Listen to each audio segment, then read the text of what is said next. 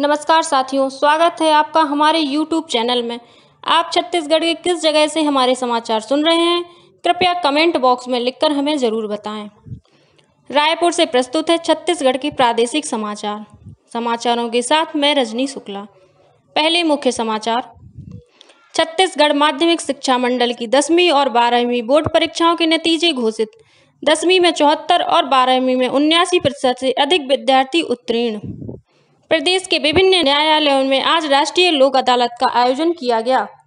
बीजापुर जिले में माओवादियों द्वारा लगाए गए आईईडी में विस्फोट होने से छत्तीसगढ़ सशस्त्र बल का एक जवान घायल और दक्षिण पश्चिम मानसून के आगामी 27 मई को केरल पहुंचने की संभावना। अब समाचार विस्तार से। छत्तीसगढ़ माध्यमिक शिक्षा मंडल द्वारा आयोजित 10वीं और 12वीं बोर्ड परीक्षाओं के नतीजे कल जारी कर दिए गए। 10वीं में करीब 74% और 12वीं में 79% से अधिक बच्चे उत्तीर्ण हुए।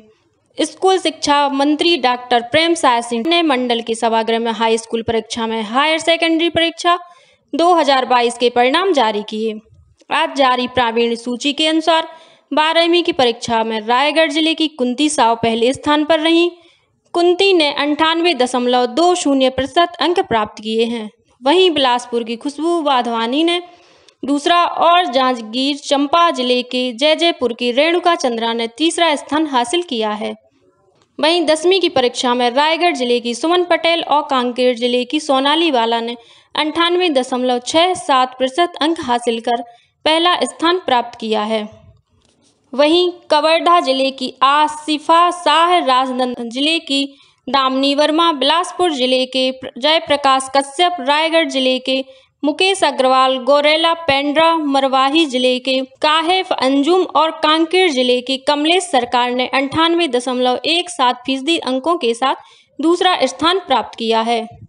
जबकि महासमुंद जिले की मीनाक्षी प्रधान, राजनांदगांव के कृष्ण कुमार, जांजगीर चंपा जिले की गीतू चंद्रा और कोंडागांव जिले की हर्षिका चौडरिया ने 98% अंकों के साथ तीसरे स्थान प्राप्त किया।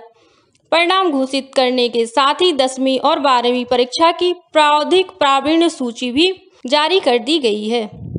12वीं की प्रावीण्य सूची में 22 और 10वीं की प्रावीण्य सूची में 71 विद्यार्थियों के नाम शामिल हैं। 10वीं और 12वीं के परीक्षा परिणाम मंडल की वेबसाइट पर उपलब्ध हैं। मंडल की वेबसाइट पर विद्यार्थी अपने परिणाम देख सकते हैं। परिणाम जारी करने के बाद स्कूल शिक्षा मंत्री ने सफल विद्यार्थियों को अपनी शुभकामनाएं दी। साथ ही उन्होंने असफल विद्यार्थियों से कहा कि वे दोबारा मेहनत करें तो उन्हें सफलता जरूर मिलेगी। राज्यपाल अनुसुईया उइके और मुख्यमंत्री भूपेश बघेल ने 10वीं और 12वीं की परीक्षा में सफल विद्यार्थियों को अपनी शुभकामनाएं दी हैं। साथ ही उन्होंने परीक्षा में अपेक्षित परिणाम प्राप्त नहीं कर सकने वाले विद्यार्थियों को भी बिना निराश हुए धैर्य और मेहनत के साथ निरंतर प्रयास करने को कहा है। रायगढ़ जिले के लैलूंगा और सरगुजा जिले के लुंड्रा में एकलव्य आदर्श आवासीय विद्यालय इसी शिक्षण सत्र से प्रारंभ किए जाएंगे। दोनों विद्यालयों में 60-60 विद्यार्थियों को प्रवेश दिया जाएगा। आदिम जाति विकास मंत्री डॉक्टर प्रेमसाय सिंह टेकाम की अध्यक्षता में आयोजित बैठक में यह निर्णय लिया गया। बैठक में लिए गए निर्णय के मुताबिक एकलव्य आदर्श आवासीय विद्यालय के ड्रॉप आउट बच्चों के लिए रायपुर के सड्डू में कोचिंग सेंटर बनाया जाएगा। इस कोचिंग सेंटर में एकलव्य विद्यालयों से कक्षा 12वीं उत्तीर्ण विद्यार्थियों को विभिन्न प्रतियोगी परीक्षाओं की कोचिंग दी जाएगी। वहीं एकलव्य आदर्श आवासीय विद्यालयों में अब अनुसूचित जनजाति की विशेष पिछड़ी जनजाति वर्ग के विद्यार्थियों को प्रवेश में प्राथमिकता दी जाएगी। डाक विभाग को मिलने वाली शिकायतों का त्वरित निराकरण के उद्देश्य से भारतीय डाक विभाग के रायगढ़ संभाग द्वारा 19 मई को अधीक्षक डाकघर में वर्चुअल डाक अदालत का आयोजन किया जाएगा। इसमें विभागीय अधिकारियों द्वारा उपभोक्ताओं से काउंटर सेवा, बचत bank, money order, speed post, डाक जीवन बीमा सहित विभिन्न योजनाओं के क्रियान्वयन में आने वाली समस्याओं के निराकरण को लेकर चर्चा की जाएगी। छत्तीसगढ़ में श्रमिकों के लिए अनेक कल्याणकारी योजनाएं संचालित करने के लिए राज्य शासन के श्रम विभाग को पुरस्कार मिला है। नई दिल्ली में आयोजित आत्मनिर्भर भारत सम्मेलन में श्रम विभाग के सचिव अमृत कुमार को प्रशस्ति पत्र प्रदान किया गया। इस अवसर पर उन्होंने बताया कि राज्य सरकार की ओर से श्रमिकों के लिए कई महत्वपूर्ण कार्य किए जा रहे हैं, जिसमें संगठित और असंगठित दोनों क्षेत्रों के श्रमिक आवश्यक न्यूनतम दस्तावेजों के साथ पोर्टल में स्वयं को पंजीकृत कर सकते हैं। इनके लिए पंजीकरण प्रणाली लागू की गई है। उन्होंने यह भी बताया कि पीडीएस डाटाबेस का उपयोग कर श्रमिक पंजीकरण का कार्य अब ऑनलाइन किया जा रहा है। बीजापुर जिले में माओवादियों द्वारा लगाए गए आईईडी की चपेट में आने से छत्तीसगढ़ सशस्त्र बल का एक जवान गंभीर रूप से घायल हो गया है।